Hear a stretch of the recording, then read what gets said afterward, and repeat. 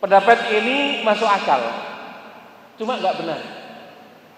Kok masuk akal nggak benar? Ya kayak gini pendapat.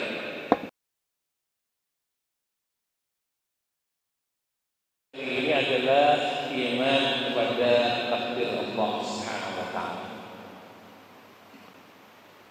Takdir dari kalimat qaddara yuqaddiru untuk kalimat takdiran. Yang pilihannya ada dua, yaitu beriman tentang qada dan qadar Allah Subhanahu wa taala. Qada dari kalimat qada yaqdi dari kalimat qada'an artinya keputusan. Oleh karena kalau hakim namanya qadi karena memutuskan. Lah qada ini adalah keputusan Allah Subhanahu wa taala tentang hambanya yang Allah Subhanahu wa taala sudah putuskan dari zaman azali. Zaman azali itu kapan? Zaman azali itu adalah satu zaman di mana Allah belum menciptakan arus, Allah belum menciptakan langit dan bumi sekitar 50.000 tahun. Jadi lama ya, lama. Oleh karena itu kalau kemudian bumi ini umurnya berapa tahun? Wallahu a'lam. Karena periodisasi makhluk itu sangat panjang, yang jelas sangat panjang. Ada yang menuliskan bumi ini baru berumur 20.000 tahun. Pendapat ini didasarkan atas pentahunan atas masa nabi-nabi yang terdapat namanya dalam Al-Quran. Padahal nabi yang namanya disebutkan oleh Allah dalam Al-Quran itu cuma 25. Semuanya nabi berjumlah 124.000. Ini ya. Rasul juga sama. Rasul jumlahnya adalah 313 merujuk hadis. Yang disebutkan namanya dalam Al-Quran ya seperti itu. Maka nabi pertama Nabi Adam alaihissalam, nabi yang ke 124.000 itu Nabi Muhammad sallallahu alaihi wasallam. Rasul pertama adalah Nabi Nuh alaihissalam. Rasul yang ke-313 adalah Nabi Muhammad sallallahu alaihi wasallam. Oleh karena itu Nabi Adam bukan rasul, tapi hanya nabi saja.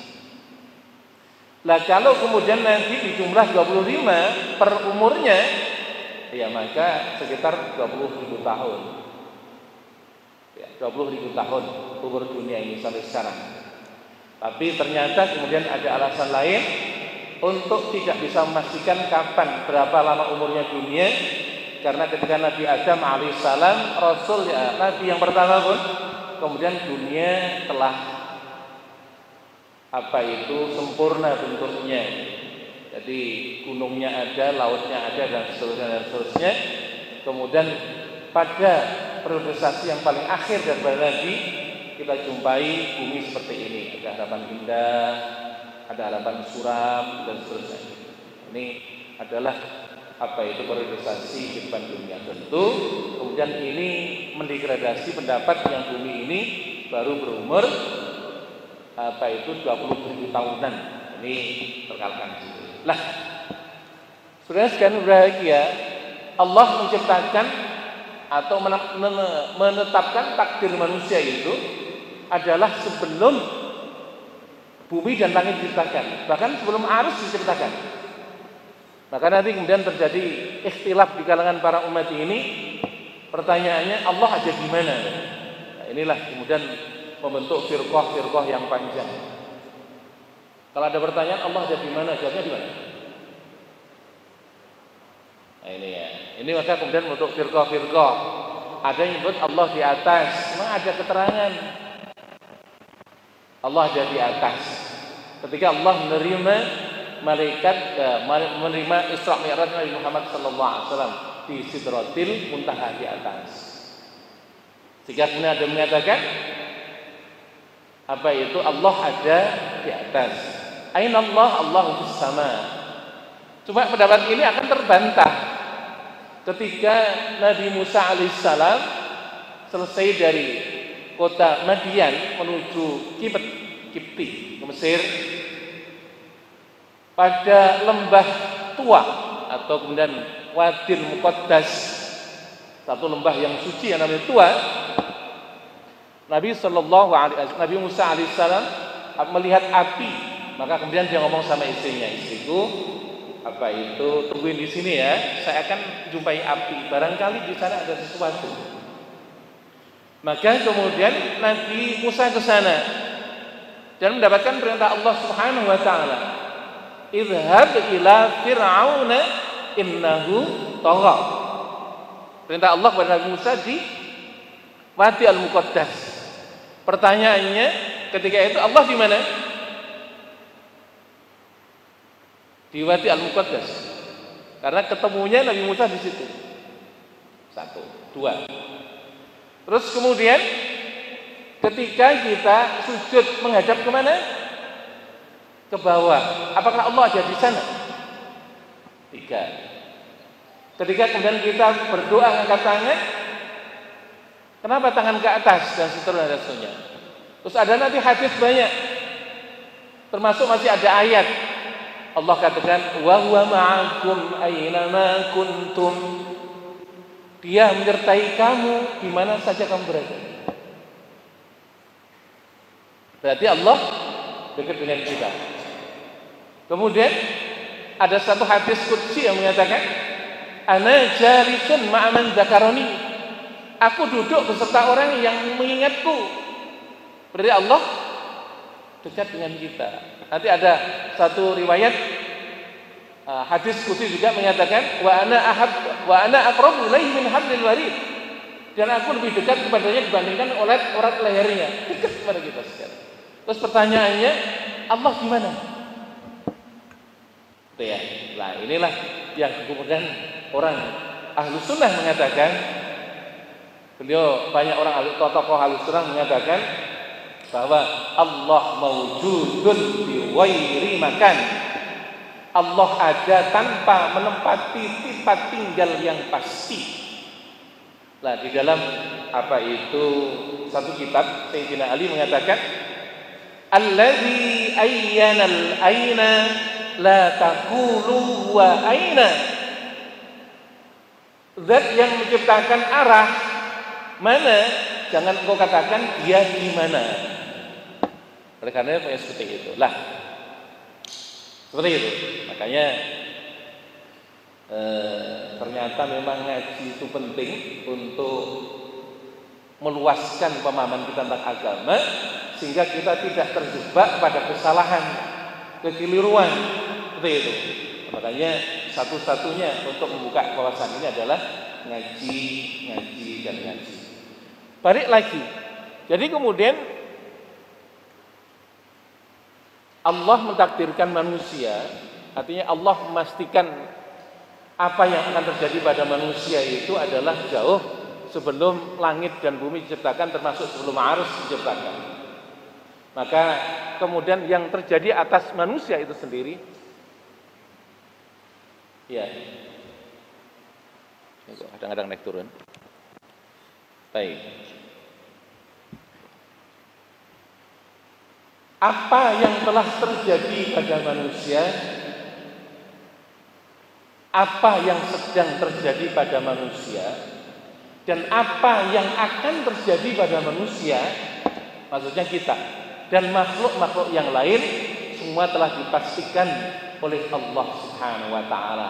Semua telah disuratkan oleh Allah Subhanahu wa taala.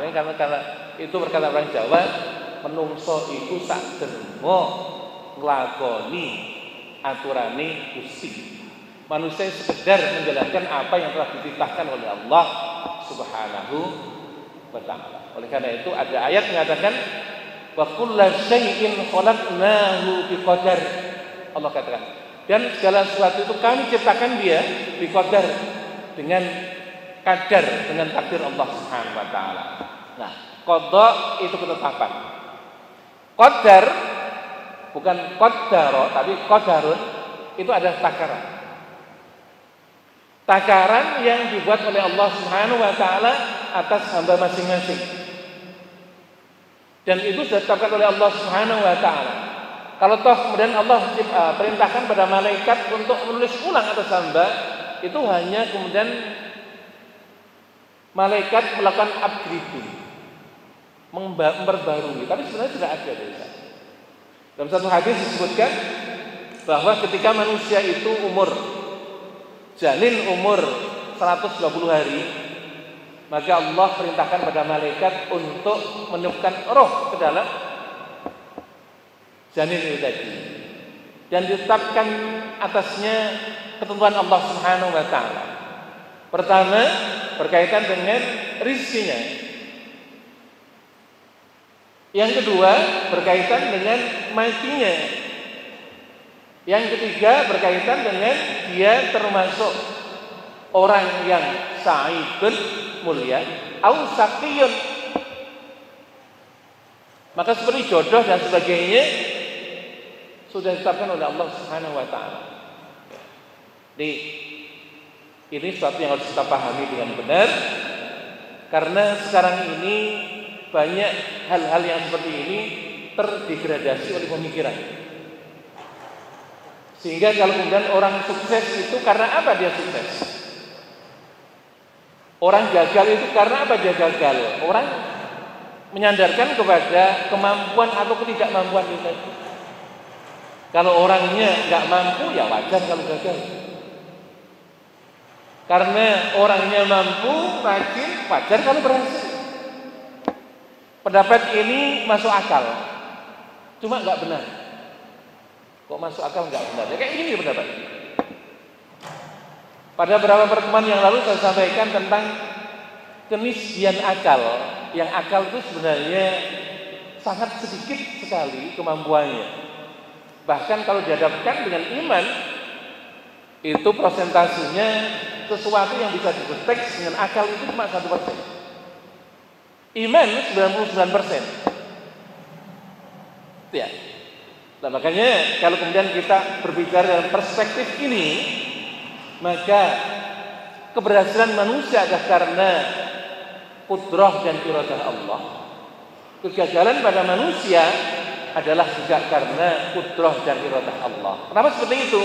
Karena ketidakmampuan manusia di dalam segala hal, sehingga kemudian yang mampu dan maha mampu hanya Allah Subhanahu wa ta'ala. Setuju nggak ini?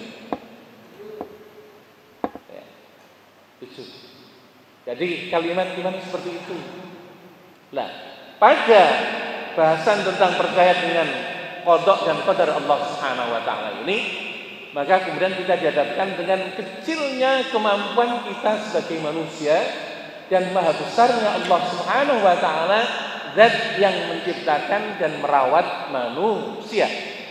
Sehingga semuanya menjadikan kita sekalian harus mengarahkan pandangan kita untuk senantiasa bersandar kepada kemuliaan, keagungan dan kebesaran Allah Subhanahu wa ta'ala.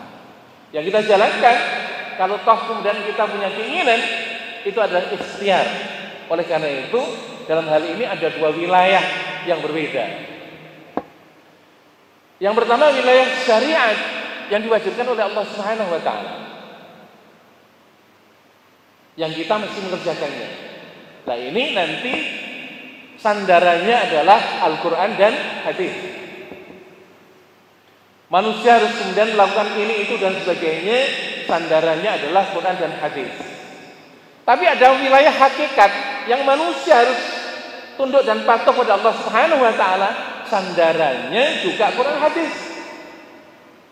Nah, maka kemudian kita membagi kewilayahan dalam dua wilayah.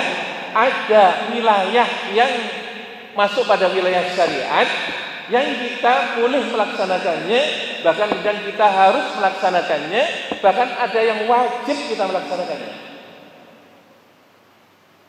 Tapi ada wilayah hakikat yang kita sama sekali nggak mampu ke situ.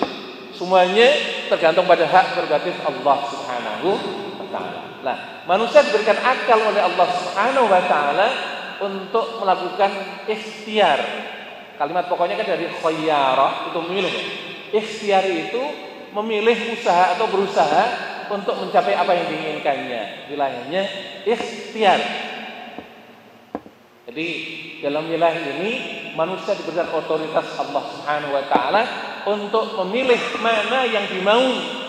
Tapi yang menentukan manusia menjadi sukses dengan pilihannya atau tidak kembali kepada Allah Subhanahu Subhanahu wa taala. Ini saya untuk membedakan saja. Nah, wilayahnya 1% itu di sini. Nah, saya ingin kita agak meluas dari wilayah ikhtiar itu. Saya katakan bahwa kita bersandar pada Quran dan hadis. Memang dari situ pokoknya tidak akan keluar dari situ. Contoh untuk mencari rizki yang halal. Yang halal itu. Kalimatnya kan boleh untuk miskin, untuk menjadi orang kaya. Boleh. Termasuk kalau orang memilih untuk menjadi miskin, boleh ya? Tapi ada yang milih miskin ya? Kayaknya nggak ada. Kecuali orang-orang tertentu yang sudah nggak mempunyai kebutuhan baru milih milih menjadi miskin itu. Yang sudah nggak punya kebutuhan, artinya barangkali depositonya sudah sekian banyak, kemudian keluarganya udah mapan semuanya, anaknya mapan semuanya, udah tinggalkan itu semuanya untuk hidup miskin karena itu nggak terlalu penting, konsentrasinya hanya beribadah penuh pada Allah Subhanahu wa taala. Ada 1 miliar mungkin. Jadi bukan 1 juta 1. Banyak orang-orang yang kayak gitu. Nah, ini orang boleh seperti itu. Termasuk kalau kemudian orang milih kaya sesuai dengan keinginannya, boleh. Nah, atas itu semuanya maka kemudian manusia melakukan usaha. Yang pengen miskin juga melakukan usahanya, yang pengen kaya juga melakukan usahanya. Cuma dia jadi miskin atau tidak, urusan Allah. Cuma dia jadi kaya atau tidak, urusan Allah. Dia boleh punya mau, tapi Allah yang menetapkan dengan hakikat. Saya contohkan supaya kemudian kita enggak bias. Ada orang di dunia ini yang milih miskin. Suatu ketika dalam satu riwayat Rasulullah mengatakan bahwa sahabatku yang namanya Abdurrahman itu adalah orang yang terakhir masuk surga. Sahabatku Abdurrahman bin Auf itu orang yang terakhir masuk surga dari kalangan sahabatku. Dikasih tahu kayak begini, Abdurrahman bin Auf takut dan berpikir, apa yang menyebabkan aku terakhir masuk surga? Sedekahnya jangan tanya, membantu orang lain jangan tanya, untuk jihad jangan tanya. Tapi kenapa? Padahal hadis mengatakan di antaranya 10 sahabat yang masuk surga bighairi hisab adalah Abdurrahman bin Auf. Kenapa saya masuk surga yang terakhir? Dia mikir ya. Orang ini cerdas. Apa yang mengibatkan saya terakhir masuk surga? Lalu dia berpikir, oh mungkin karena saya kaya. Abdurrahman bin Auf itu tulang kaya. Jadi usahanya kaya apapun jadi duit, jadi kaya.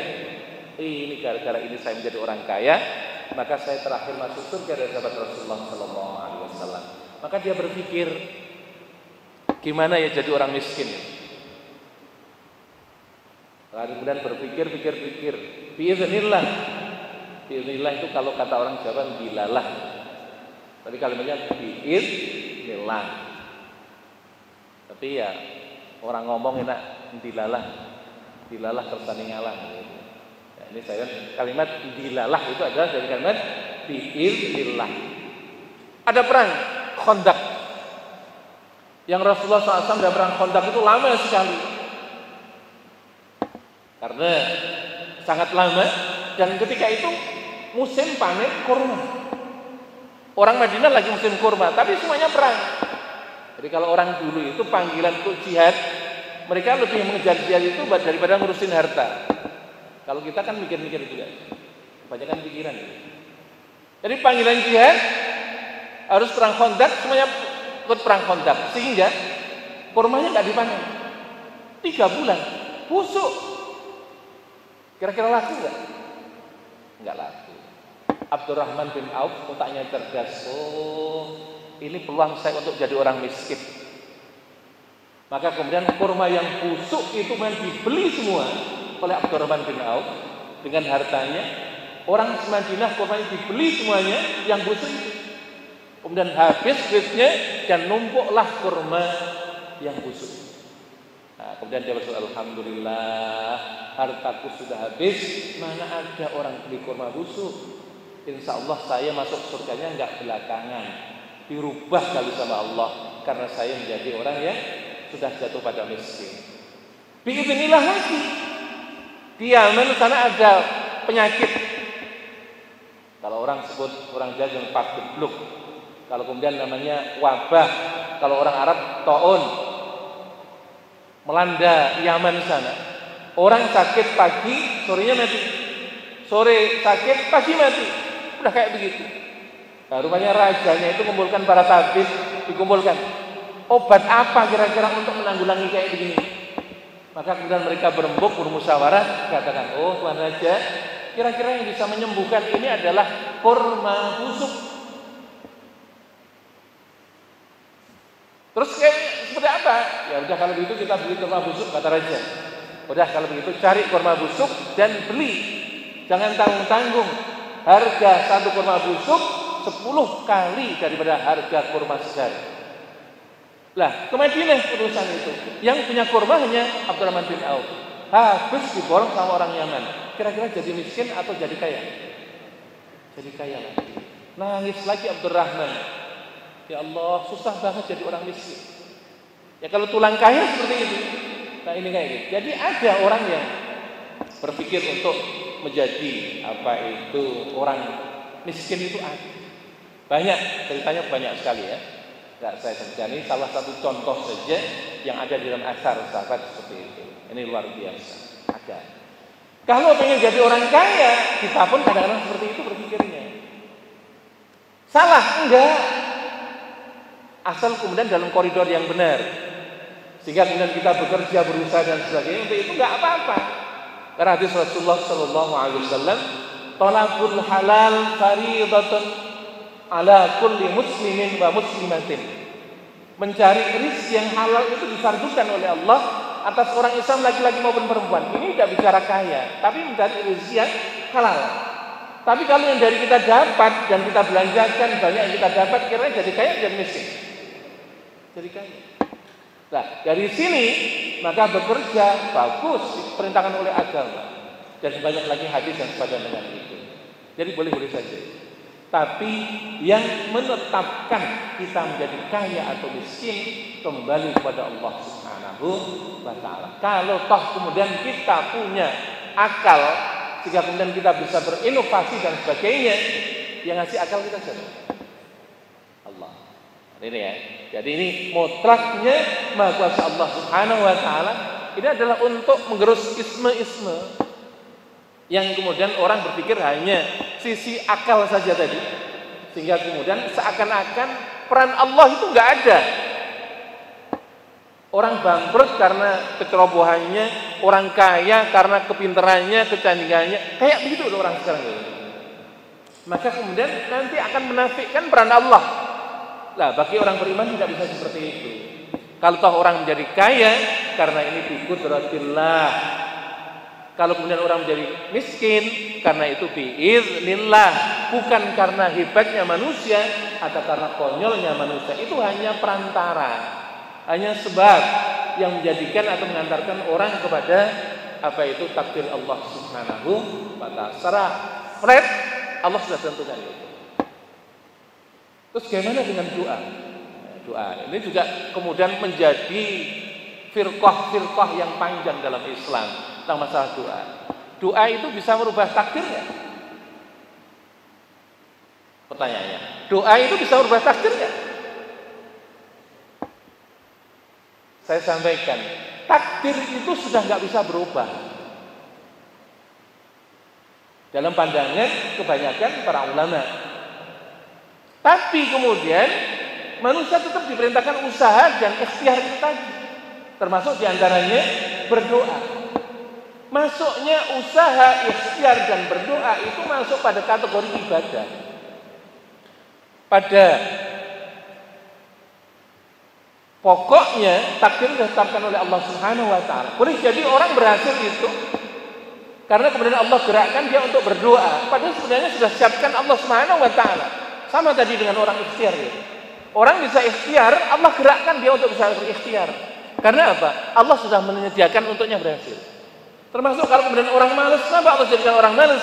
Allah tetapkan dia menjadi orang miskin atau orang gagal, sehingga kemudian Allah tidak gerakkan dia untuk ikhtiar. Jadi balik-balik lagi kepada yang namanya ketetapan Allah Subhanahu wa taala seperti itu. Lah, lagi-lagi kemudian kita dihadapkan dengan persoalan-persoalan akal yang kadang-kadang mohon maaf manusia banyak mengedepankan atau kemudian bersandar pada ikhtiar dan akalnya, sehingga kadang-kadang menafikan takdir dan kebesaran Allah Subhanahu wa taala. Maka doa itu hanya ibadah. Ikhtiar itu hanya ibadah.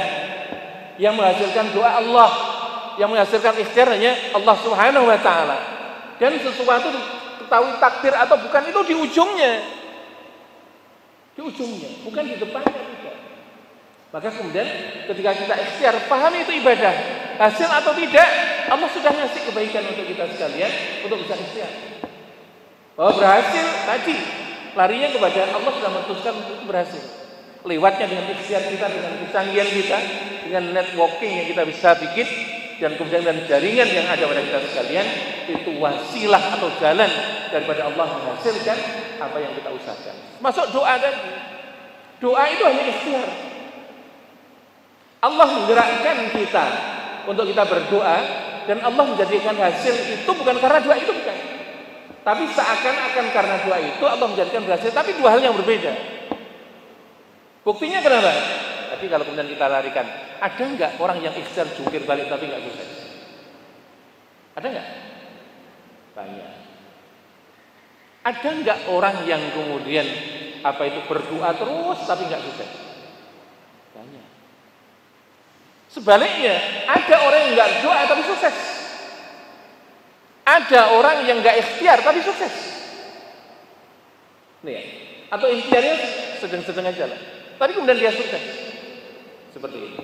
Lah, maka kalau kemudian kita larikan kepada pokoknya, sukses dan gagal itu hanya ujian Allah Subhanahu wa taala.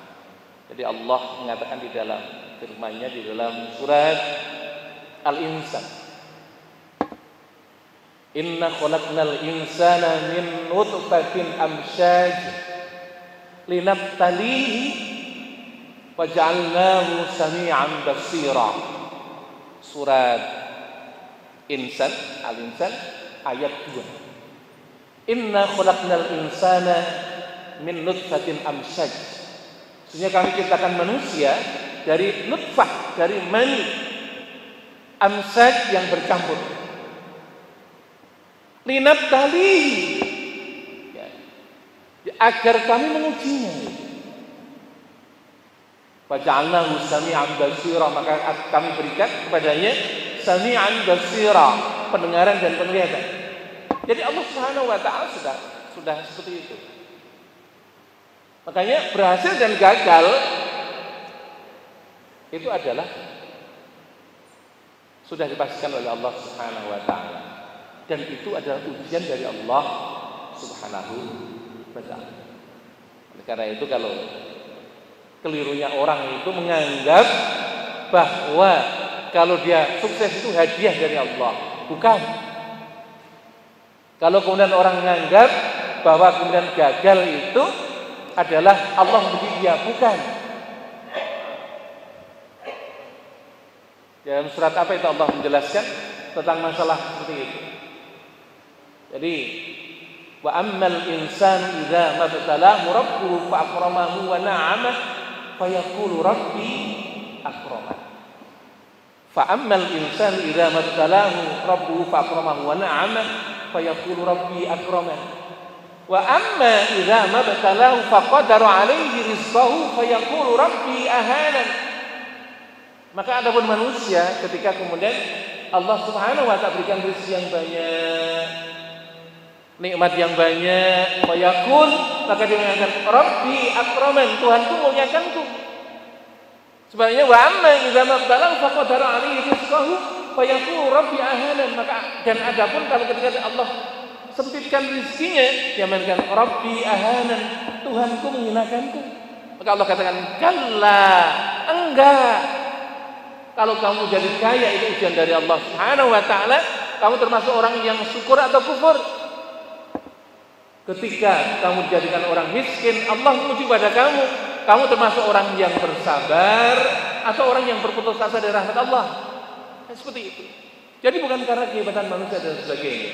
Maka apapun sebenarnya yang ada pada kita sekalian, rizki, kecerdasan, ilmu, kesolehan, ketakwaan dan sebagainya, ini adalah pemberian Allah Subhanahu wa taala yang dikaruniakan kepada kita sekalian. Dengan itu semuanya agar kemudian kita bersyukur pada Allah Subhanahu wa taala. Ya, jadi itu nikmat sekaligus itu adalah ujian dari Allah Subhanahu wa taala. Ujian ini yang luar biasa. Oleh karena itu, kita penyikapannya atas itu semuanya, jangan kemudian kita jumawa dengan itu semuanya. Maka sering saya sampaikan, yang benar ada pada manusia itu karena keterbatasannya, karena satu tawadhu, merendah. Maka harusnya orang itu semakin alim, semakin merendah, bukan semakin bangga pada dirinya. Semakin pinter, semakin tawadhu, semakin merendah. Semakin kaya, semakin merendah. Semakin saleh, semakin merendah. Seterusnya itu. Karena itu semuanya dari Allah Subhanahu wa taala. Kalau Allah mencabut itu semuanya, apa sulitnya bagi Allah? Ya. Jadi bukan kemudian menghina orang, kamu enggak pernah ke masjid, kamu celaka dunia akhirat. Enggak bisa seperti itu. Karena apa? Kalau Allah balik keadaan. Jadi kalau kemudian kita banyak membaca betapa banyak orang dunia bal kedual, tapi kemudian menjadi saleh. Karena apa? Karena Allah merubah dia. Dan kita nggak tahu itu. Boleh jadi juga orang yang asalnya saleh dirubah menjadi bal kedual kalau Allah berkehendak.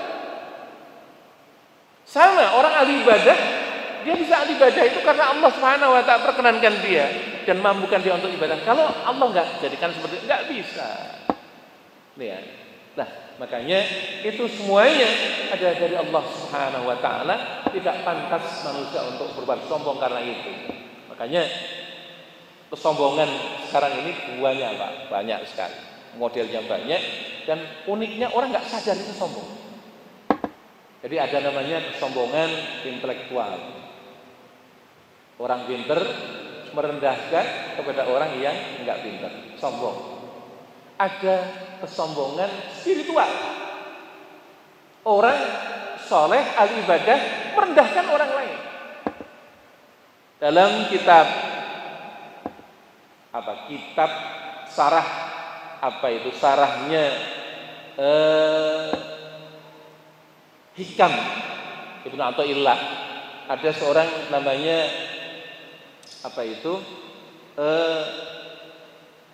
yang menuliskan kitab sarah itu, lupa saya namanya siapa itu, Ibnu Ibad, Imam Ibnu Ibad, menuliskan tentang suatu ketika pada masa Bani Israel itu ada orang alim, orang soleh, ahli ibadah.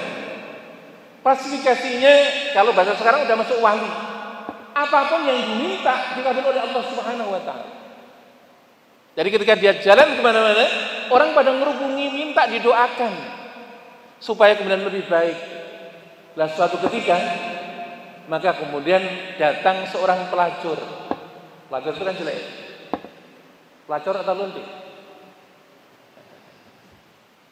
Nah, ini ada videonya. Ya, pelacur sama lonte. Lonte itu bahasanya halus. Tanya sama orang Medan. Lonte itu halus. Yang kasar itu begengge, telembuk, apa lagi? Ciblek. Pelacur itu kasar. Kalau lonte itu halus. Kata siapa lonte itu kasar? Enggak. Nah, orang yang kayak begini ini, apa pelacur atau lonte namanya itu, pengen mendapatkan keberkahan dari Allah melalui orang itu, orang soleh itu. Maka dia mendekati, minta didoakan. Lah, cuma orang soleh ini melihat pelacur itu hina, nggak mau kesentuh. Jadi ketika mendekat, nggak mau dan sebagainya. Maka kemudian Allah menghinakan kepada orang soleh ini dan jatuh derajatnya, doanya nggak dikabul lagi oleh Allah. Kemudian keistimewaan yang selama ini ada hilang. Sebaliknya yang pelacur kayak gitu diangkat oleh Allah menjadi orang yang solihah, ahli ibadah. Hidupnya dihabiskan untuk tobat pada Allah Subhanahu wa taala. Kenapa seperti itu? Idza arada syai'an ayyakuna lahu kun fayakun. Ketika Allah berkehendak atas suatu perkara, Allah Subhanahu kun fayakun.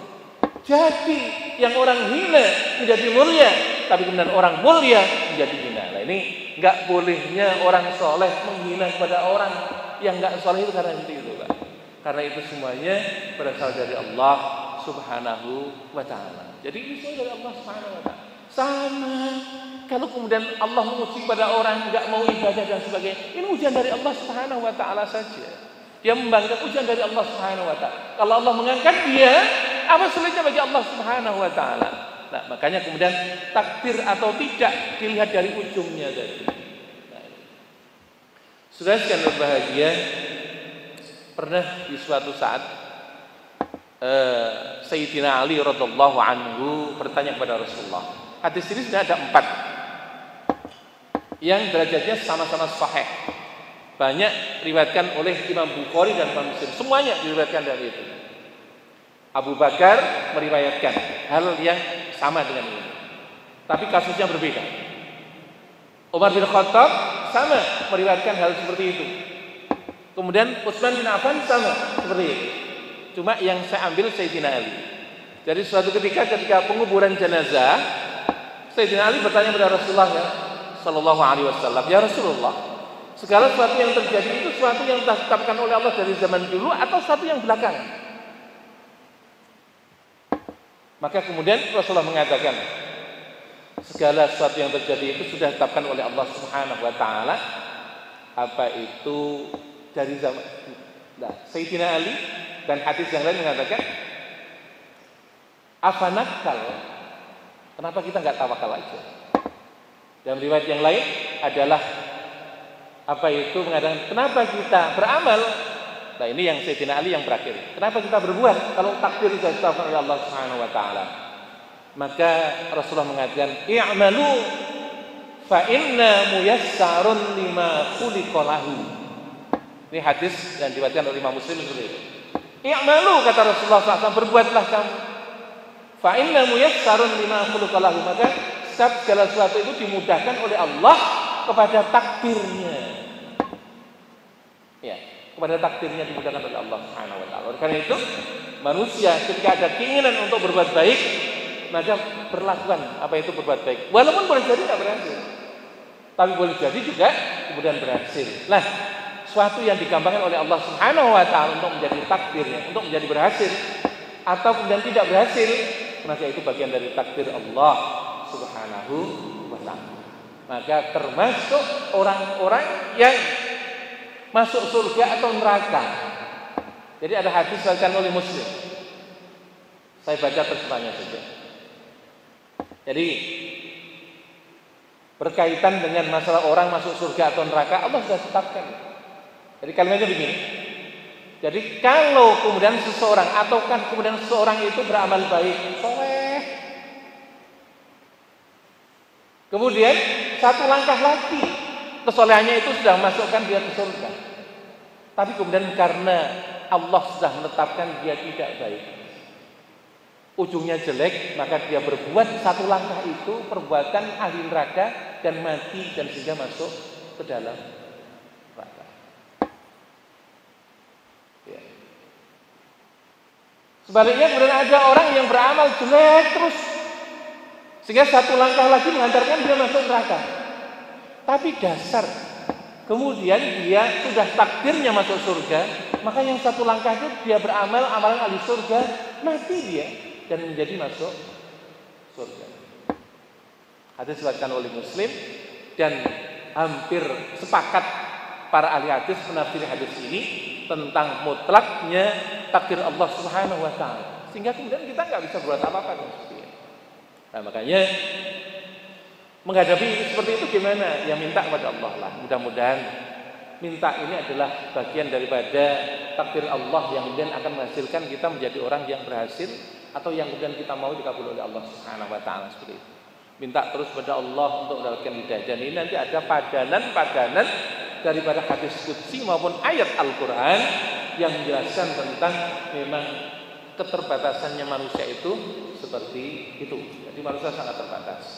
Maka kemudian berdoa berikhtiar, usaha adalah wilayah syariat, tapi kepastian berkaitan dengan takdir adalah kepastian Allah Subhanahu wa taala. Tapi syariat ini harus kita kerjakan sebagai manusia, walaupun syariat itu tidak merubah hakikat. Karena murni syariat itu wilayah hakikat. Cuma boleh jadi kalimatnya, saya ulangi ya. Syariat itu tidak merubah hakikat. Karena dua wilayah yang berbeda. Tapi bisa jadi hakikat yang telah digariskan oleh Allah Subhanahu wa taala Allah jadikan berdasarkan syariat yang kita ikuti. Bisa seperti itu. Karena dia berusaha keras, Allah menakdirkan dia bisa berusaha keras dan takdirnya dia sukses, maka kemudian usaha kerasnya itu menghantarkan dia sukses karena takdir Allah seperti itu. Karena kemudian syariatnya dia nggak berusaha dan Allah sudah menentukan dia orang gagal, maka kemudian dengan malasnya dia berusaha dia menjadi orang gagal sebagaimana Allah Subhanahu wa taala hendaki seperti itu. Nah, ini sesuatu yang memang bagi kita sekalian harus kita pahami secara utuh. Maka bagi kita sekalian yang mengimani takdir seperti ini, maka kita akan melihat betapa kita ini sangat kecil.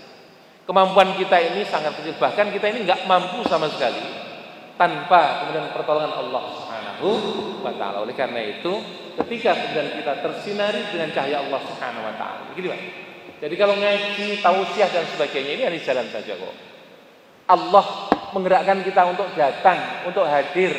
Dan kemudian Allah menentukan juga kita termasuk orang yang dapat hidayah atau tidak. Itu Allah Subhanahu wa taala. Oleh karena itu menjadi penting bagi kita sekalian keberhasilan itu kita pahami. Wilayah hakikat itu seperti itu. Jadi misteriusnya wilayah hakikat seperti itu. Karena memang cakupannya sangat banyak sekali. Sehingga kemudian kita bisa utek-utek masalah syariat. Saya kapan membuat ilustrasi, berikan ilustrasi ketika kita berkaitan beriman kepada adanya hari kiamat itu. Tentang masalah kemampuan akal atau logika. Jadi agama ini, saya ulangi lagi dari pertemuan yang lalu, agama ini, perkara agama ini yang masuk akal itu nggak lebih dari 1%. Maka wilayah syariat itu seperti itu saja. Dari mulai ibadah, muamalah, munakahah, jinayah dan seterusnya itu wilayah syariat yang kayak gitu. Berhadapan dengan hakikat yang sangat luas. Nah, syariat itu semuanya bisa dideteksi dengan akal. Tapi hakikat nggak bisa dideteksi dengan akal. Mendeteksinya orang kepada hakikat itu wilayah iman. Saya buat ilustrasi kemarin ya. Jadi kita semuanya yakin bahwa ada surga dan ada neraka. Kemarin itu ya. Tapi kemudian ada di antara kita sudah masuk surga. Gak ada. Ada yang pernah lihat surga? Gak ada. Tapi kenapa percaya? Kan gak masuk akal. Karena iman tadi. Jadi iman itu wilayahnya gak masuk akal. Oleh karena itu kalau orang meninggalkan iman, ya hidup itu gak ada manfaat. Nah, wilayah akal itu wilayah akli. Wilayah iman itu wilayah khayali. Oleh karena itu cakupannya Allah sendiri yang ngasih itu. Wilayah khayali itu Allah sendiri. Jadi kalau kita beriman itu karena mutlak Allah Subhanahu wa taala, karena ikhtiar kita bukan. Kita tahu sesuatu yang gaib itu Allah sendiri yang ngasih tahu. Walaupun terbatas, tapi kalau Allah berkehendak Allah kasih. Itu wilayah khayali. Akal kita nggak nyambung. Maka kisah-kisah yang berkaitan dengan iman itu kadang-kadang nggak masuk akal. Nah, kalau seperti itu, nanti kemudian kita dituntun oleh aturan mau nggak mau harus percaya. Untuk kemudian kita dengan sukarela kita menjadi percaya. Untuk kemudian kita dengan gembira kita akan percaya. Iman itu seperti itu. Jadi ada orang yang terpaksa beriman. Ada orang yang sadar kemudian dia beriman. Ada orang yang yakin betul sehingga dia bergembira menjadi orang beriman.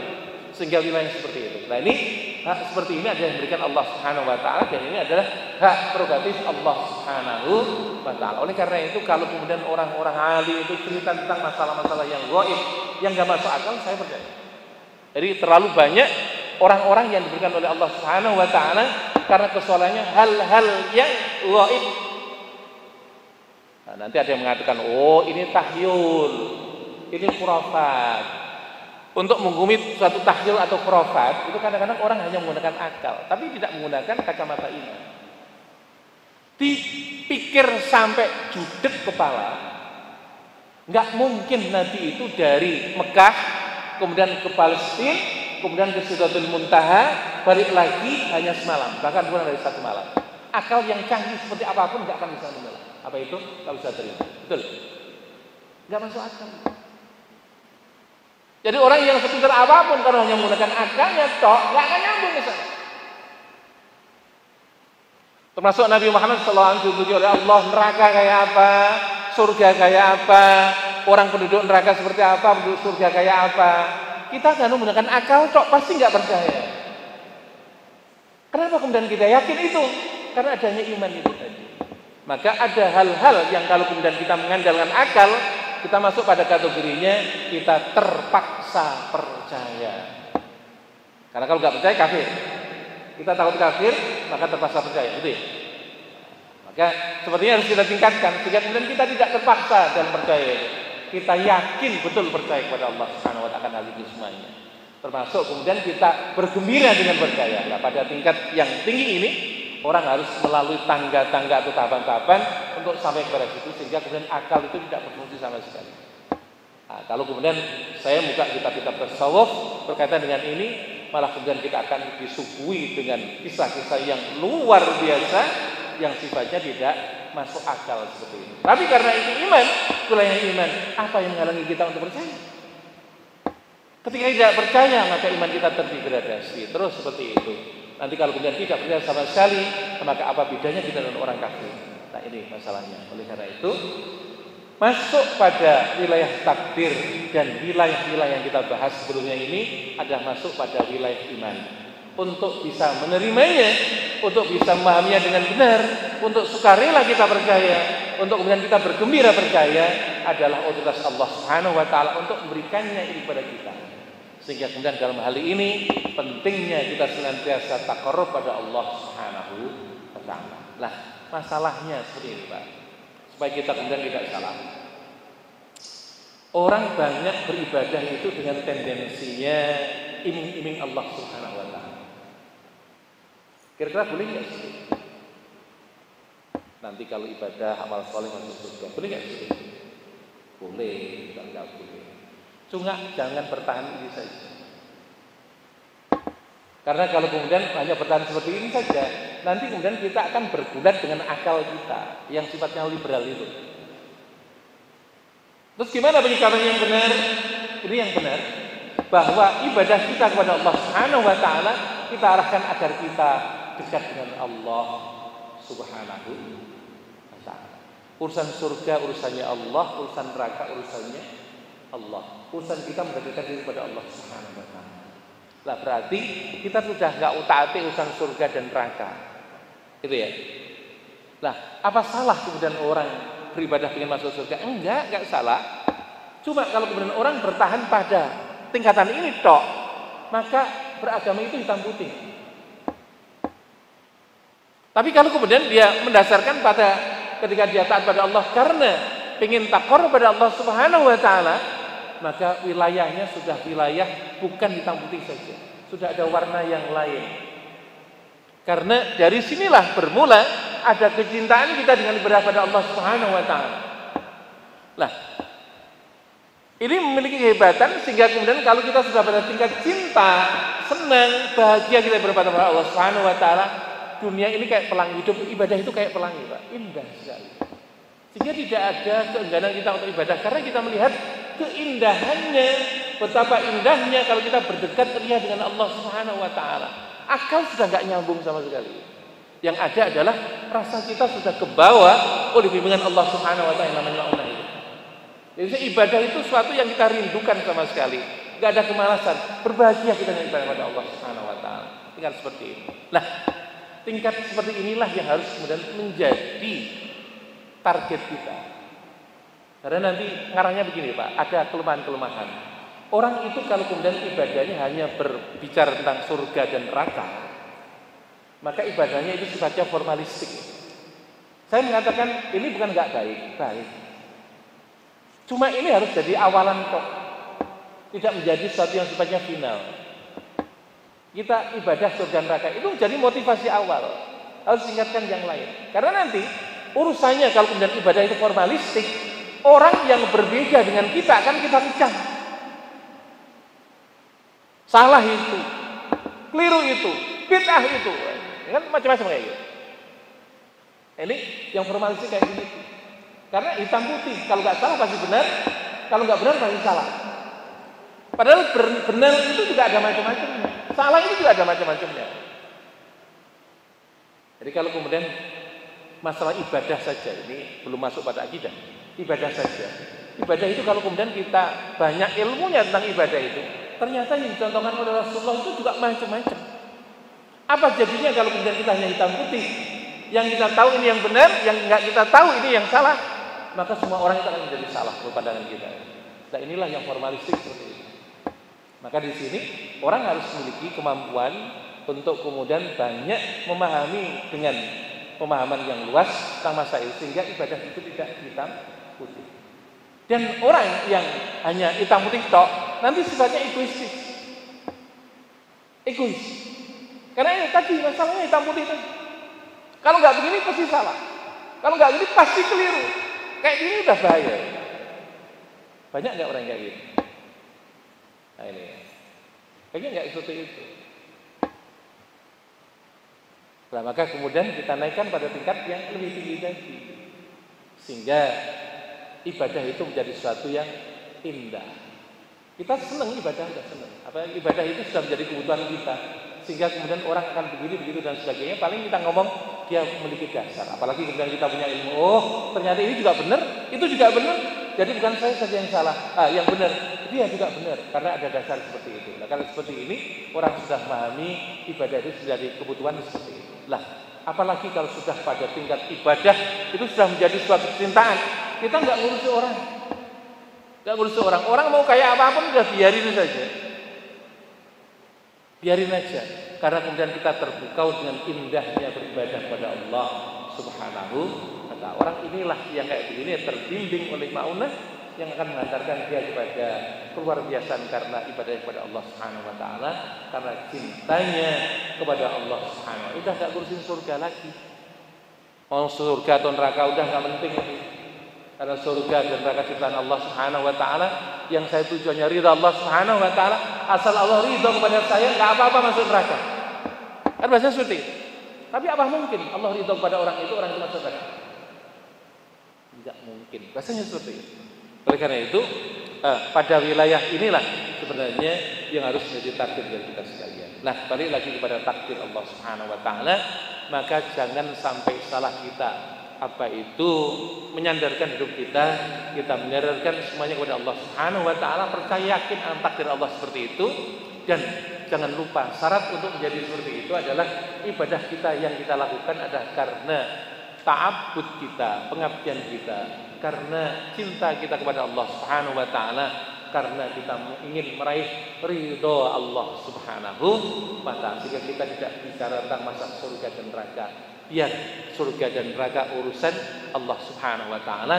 Kita mau masuk surga atau masuk neraka, walaupun pasti kita punya keinginan, maka kemudian biar Allah sendiri yang ngurus. Tapi urusan kita fokus kepada bagaimana kita ridho dan mendapatkan keridhaan dari Allah Subhanahu wa ta'ala. Sehingga kalau kita mau berbuat, Allah ridho kepada saya enggak ya kalau saya berbuat seperti ini? Kalau kemudian dia mengatakan sesuatu, Allah ridho enggak kepada saya kalau saya mengatakan seperti ini? Kalau kemudian kita melangkah kepada tempat sesuatu, Allah ridho enggak kalau kemudian saya melangkah ke tempat itu? Jadi yang kita ridho, bukan yang lain. Dan inilah sebenarnya yang menjadi luar biasa seperti itu. Nah, makanya Bapak, Ibu hadirin hadirat sekalian yang berbahagia, memahami takdir seperti itu sehingga kemudian kita tidak salah. Karena kekeliruan manusia berkaitan dengan masalah iman kepada takdir itu tadi masih sedikit atau tidak terlalu banyak orang yang menyadarkan seluruh urusannya adalah kepada Allah Subhanahu wa ta'ala, karena dia merasa punya kemampuan, merasa punya kepandaian, merasa punya ilmu, merasa punya kehebatan dan sebagainya. Maka kemudian kadang-kadang Allah ditinggalkan. Dia meninggalkan Allah dan tidak bersandar kepada Allah Subhanahu wa taala. Tapi kalau kemudian kita memahami kemutlakan takdir itu, maka yang menakdirkan kita bisa begini begitu hanya Allah. Yang memastikan kayak kita jadi begini begitu hanya Allah Subhanahu wa taala. Maka yang kita butuhkan dalam kehidupan ini adalah bersandar kepada Allah Subhanahu wa taala. Kita kerjakan setiap perintah Allah Subhanahu wa taala yang bersifat syariat itu. Ya, kita kerjakan apa itu perintah Allah berkaitan syariat itu demi kemudian mendapatkan ridhonya Allah Subhanahu wa taala. Nah, kalau Allah berkehendak, maka Allah akan tarik kita berpindah pada wilayah yang lebih tinggi daripada itu, memahami dengan utuh tentang sesuatu yang Allah Subhanahu wa taala pastikan atas kita sekalian. Sehingga kemudian bertambahlah keridhaan Allah Subhanahu wa taala dengan keberserah diri kita kepada Allah Subhanahu wa taala secara total itu, maka ujungnya kita akan mendapatkan ridha Allah Subhanahu wa taala. Baik. Ada waktu hampir setengah jam untuk kemudian kalau ada masalah-masalah yang harus kita angkat untuk menambah luasnya pada bahasan ini. Saya persilakan, ada yang bertanya.